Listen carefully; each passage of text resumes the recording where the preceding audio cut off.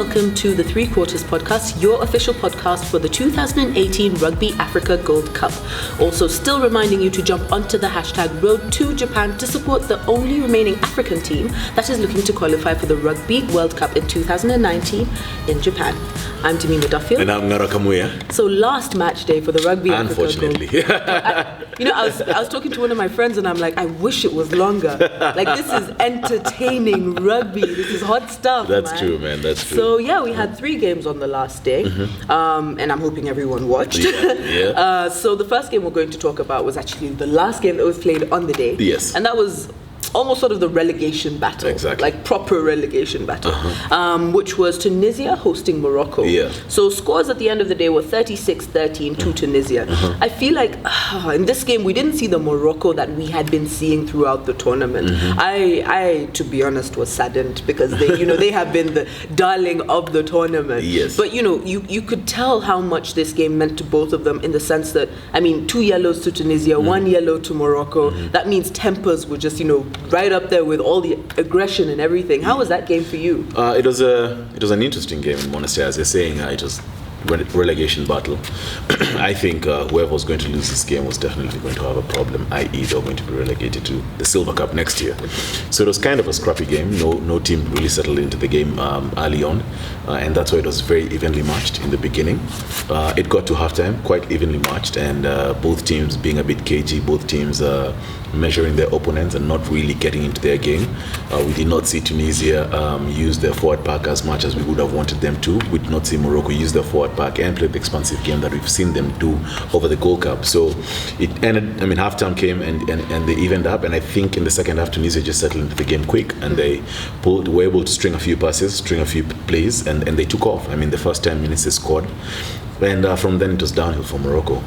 It was a sucker punch to Morocco, and they were unable to claw and get back into the game, which is very unfortunate. I don't know if it's fatigue, I don't know if it's just on the day, but it's very unfortunate because, as you've said, Morocco are the darlings of the tournament, and everyone expected that they were going to be able to register something against Tunisia and Monastir. Tunisia haven't really been particularly impressive apart from their game against Zimbabwe, but Morocco on each and every outing, save for the game that they played against Namibia, have been able to hold their own. So everyone did expect that they were going to do something. Unfortunately, not on the day.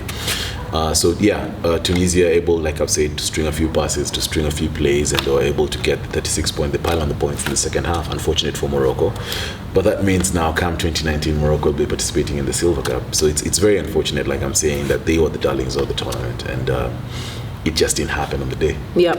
I hope by saying relegation battle, what everyone should understand from it is the fact that Tunisia were not going to be relegated. Yes. It was relegation battle for Morocco. Exactly. So if they lost that game, then they were going to be relegated. Of course, the other team would have been Zimbabwe, who were fighting on the other side against Uganda. Exactly. So for the man of the match in that game, there were a few good performances here and there. For me, honestly, the Moroccan captain really stood out. But I think well-deserved win from Tunisia. It's only fair you pick a man of the match from that side. I would say mine was Sabri Gamir. And he scored a try on the day. And I think he had a pretty decent game. So very well done to Tunisia and to him. Mine would be Jaber Chedi, the second center. Not because he was... he scored try. First, he was a kicker for Tunisia, so he was able to convert a couple of their tries. But mostly because of the way he's running lines, his defense was pretty excellent on the day. So he wasn't really flashy. He wasn't the person who stood out. But for me, he did what needed to be done on the day, and he did it. Midfield is quite a very technical position to play in the midfield, and for you to do it well, then I think he deserves a nod. So my guy for the day would be Jaber Chedi. That was, I think, among one of my names. But anyway, so we move on to the second match we're looking at. But the first match of the day, which was Uganda hosting Zimbabwe. Again, another relegation battle in the sense that if Zimbabwe lost that game, then they would have been relegated. Into the Silver Cup. And I'm very sure they wouldn't have wanted that with all the work they put in. So Uganda actually lost that game 18-38. And I feel that on the day, Zimbabwe was definitely the better team. They looked more organized, especially on attack. They looked more organized. At some point, I was watching Uganda, and it just looked like, let's play, let's see what happens. There were no proper structures. Yes, they did. Uganda did have some flashes of brilliance in their attack, but in their defense, I feel like Zimbabwe just tore them apart. Also, getting a yellow card in a game like this, I feel really cost Uganda. Yes. And Zimbabwe just came out guns blazing, and they took everything as it came, and well, the results. That's exactly what happened. Yeah. I mean, Sables ended their Sables ended their Gold Cup campaign on a high. Like you say, had they lost this game, then of course there'd been Silver Cup for them next year. I don't think anyone on the African continent wants to see Zimbabwe playing the Silver Cup next year, primarily because of the talent that they have in Zim. So yeah, it was going to be a sad one. And on the day, Zim performed the way everyone expected they were going to perform throughout the tournament. This tournament, they raced to an early lead, and Johan Kotsia getting a try, and then they just dominated Uganda in everywhere. I mean, their scrums were excellent, their lineups were good. At the breakdown, they were beasts, with Connor Pritchard doing what he does best. They played a very expansive game, and they just beat Uganda in everywhere. We expected Uganda to counter. I think on the day also, Uganda, they were not fighting for anything. Yeah. And I mean that with all respect to Uganda. They were not going to make the World Cup or the repechage, and they were not going to be relegated. Yeah. So they had a chance to try a few people in various positions. We saw Robert Masinde getting a nod over Ivan Magomu starting on the bench. I didn't get the feeling, apart from that one flash of brilliance that we saw from Philip Wokorach, we didn't really see his genius on the day. So yeah, it was. But again, we don't take anything away from Zimbabwe. Zimbabwe did have a complete performance on the day, and like you're saying, the yellow card did cost Uganda, and Zim were able just to pile up the points, and they looked like the home team. At the Chadondo Rugby Club, they looked like the home team, and they silenced a very noisy Ugandan crowd. So yeah, congratulations to Zimbabwe for them to get a win away. It's not been easy for them throughout this tournament. I mean, they lost to Kenya away, they lost to Tunisia away. So for them to be able to get such a win away, I think it's very good, and it's going to be a morale booster. I mean, for Zim, I think the case is now they build on this going into next year.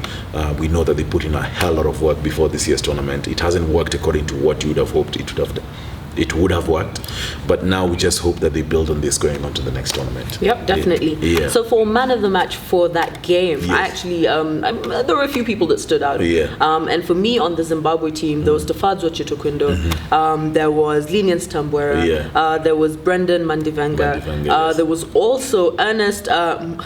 This name is a mouthful. Mudzengerere. Now he was actually the man of the match on the day, the number 9 for Zimbabwe. But mine was Connor Pritchard. On that day, I feel he gave his all. You could see it in the way he played, and yes, the rest of the team played very well as well, but he really stood out for me. Oh yeah, I mean, throughout the tournament, I've liked the way Linian Stambwera has played. He hasn't started all the games, but I've liked the way he's played. I've liked the way Brandon Mandivanga has played at number 12. I think he's been a very powerful number 12, and he somehow always breaks the game line. Tafadzwa Chitokwindo, exactly. Tafadzwa Chitokwindo. Other Tafadzwa. He also had a very good game, capitalized on Uganda's split defense to score a try.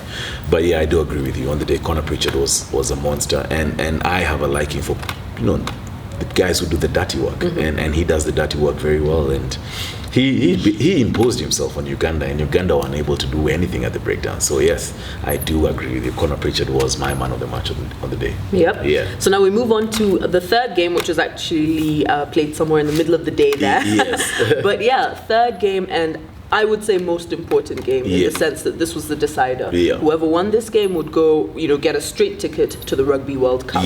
And of course, Namibia throughout the tournament have shown us, they have what it takes, and it just came down to this last game. Kenya, have won all their games, but haven't been as convincing as Namibia. And we just wanted to see how they would be, matched together. Kenya had a few reinforcements on the team, a few players who we haven't seen playing 15s in a while. But yeah, it basically was going down to Kenya's performance on the day. I think most people knew that Namibia have given a consistent performance. So now it just depended on what Kenya brought on the day. Yeah. So home ground advantage for Namibia. Game ending 53-28 in their favor. Yes. Now that, I think, was a very well-deserved win. Not to take anything away from the Kenyans, but on the day, yes, Namibia was the complete outfit. Yeah. I don't know what you would have to say about that game. Yeah, I mean, the crowd at the Gangop Stadium must have had a very entertaining day. I mean, primarily because, of course, it's a Namibian crowd, and Namibia was playing at home, and they were playing who people consider to be their closest rivals in Africa, outside South Africa, of course. Yes. The next two best teams in Africa. But yeah, it's what we expected. But watching that game, you feel some sort of disappointment because, yes, everyone did expect that Namibia, or most people did expect that Namibia were going to come out victorious. But not by that much. I mean, that's scoreline. Fine, you can say that. But what I was going to say is that the thing that is most disappointing about this is that you also get the feeling that even the Kenyan players were expecting to lose. They didn't expect that they were going to beat Namibia, which is very unfortunate if you're going to be a competitor. But yeah, one thing came out clear for me in this game. Yes, Namibia can be beaten, but at the same time, because of their elite performance, because of their playing of top test match rugby, because of their exposure to top rugby, then it's inbuilt for them to be able to capitalize on people's mistakes, because Namibia really didn't, save for 2 or 3 tries that they created on themselves or for themselves, they really didn't do much. They just capitalized on Kenya's errors, whether it was at the line-out, whether it was at the scrum, whether it was at the penalties, whether it was bad defensive lines. They just capitalized on their mistakes, and that's what championship sides do. They don't have to have a good day, but all they need to do is just capitalize on people's mistakes, and Namibia did that very well. They've been doing that very well throughout the whole tournament, so you can note, credit goes to Namibia. You cannot take it away from them, and it just goes to show you what comes with preparation. Toxis that, and we've been hearing it for a while now. The Namibia team went into camp last year in December for this Gold Cup. Let's be honest, and I think for the religious people, God just rewards the people who work. the guys who put in. He's not an unfair God. The guys who put in the work are going to be rewarded. If you're going to camp in December last year, come on, man, And you do the work that you guys have been doing. You have the number of players who play in the South African leagues. Come on, it was going to be very difficult for Kenya to do anything to beat Namibia. So an improvement for Kenya, because look, last year they lost 46-7. They've lost 53-28. Being able to stack up 4 tries, it's no mean feat. But yeah, on the day, Namibia deserved winners, and yes, they do deserve to go to the Rugby World Cup in Japan next year. Yeah. And one thing you just touched on was Namibia capitalizing on Kenya's errors, and I remember we had talked about those errors, and we'd said, Kenya need to make sure things are tight, things are neat, because Namibia will capitalize on that, and that is exactly what they did on the day. That is what they did. Another thing I want to add, and it's a comment, former Namibia captain Jacques Burger was commentating that game, and he said, you get the feeling that there's also a selection problem in Kenya, because 2 things happened. Number one, when the substitutes came in, Kenya's game changed. They scored 3 tries. The substitutes coming in. Number one. Number 2, Kenya have been famous for their backline throughout. We have not seen that in this tournament. We have not seen their backline anywhere in this tournament. So they need to do a lot of homework. Kenyans need to do a lot of homework before they go for the repechage, because they're going to be coming up against Germany, Hong Kong, teams that they've played before. Not going to be easy. It's not going to be easy. These teams are prepared. So look, as we've said throughout the whole tournament, they've been making a lot of mistakes. They've been lucky not to face, and I say this with a lot of respect for the other teams, but they've not really faced quality oppositions in the other games, and that's why they've been able to scrap out the wins. But when they face quality opposition, now we see what's happening. So yeah, the Kenyans need to do a lot of homework. Yeah. Well, very well done to both teams on the day, and all the teams that took part in the Rugby Africa Gold Cup this year. But for the man of the match for that tournament, good performances here and there. Sorry, yes. Yes, for the game. Mine would be Cliven Lauser, just because of his performance throughout the whole tournament. I'm not even looking at one game. You have noticed him game after game after game. So he is my man of the match. On the day they chose Louis van der Westhuizen, the hooker. I honestly feel they just didn't want to give Clive and Lobsher because Clive and Lobsher has been there throughout the tournament. But yeah, I do agree with you, man. Like Clive and Lobsher, for number 10, he plays, and you would expect them being Namibians, their rugby being a lot structured like South Africa. Some people tend to call it boring, but Clive and Lobsher just entertains you. He plays the way a number 10 should play, and he was able to get 3 tries on the day. He converted almost all his kicks, all penalties and tries and conversion. So yeah, I agree with you. Clive and Lobsher is the man of the match. Yep. Yeah. I hope everyone tuned in to watch the Rugby Africa Gold Cup because that was one exciting tournament, and I'm definitely looking forward to it next year. Oh, yeah. I mean, if I can travel, believe me, I will travel if I can. It was a very good tournament, and it's been made easier by the fact that Quest Sports has been broadcasting the tournament.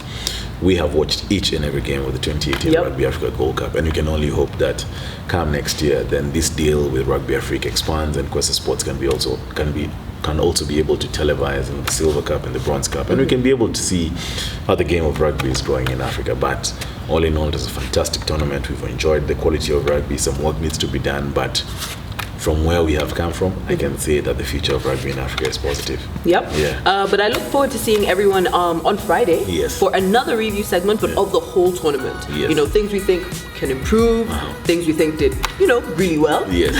Also remember, guys, to jump onto the hashtag Road to Japan to support the only African team left looking to qualify for the Rugby World Cup in 2019 in Japan. You can find us on social media, that is by following us on Instagram, liking our page on Facebook, and subscribing to our YouTube channel. I'm Demima Duffield. And I'm Ngara Kamuya. See you on Friday.